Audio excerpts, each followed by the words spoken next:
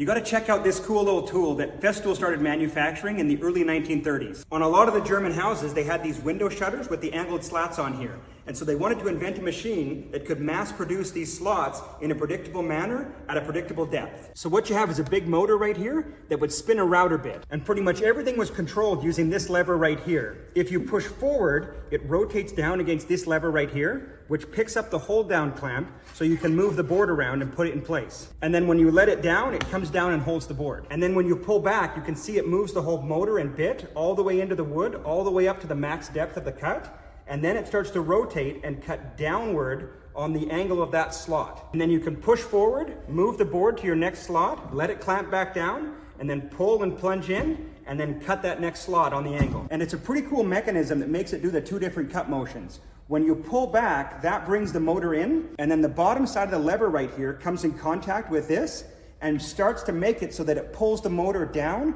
on the angle right here. And the lever on the bottom here, right here, has a bearing, and then it can roll along down that as it makes this whole thing travel down this different angle. And what makes it move back and forth right here on this cylinder, it's cut out, and so when you start to rotate it, it will push against the motor and push the motor forward.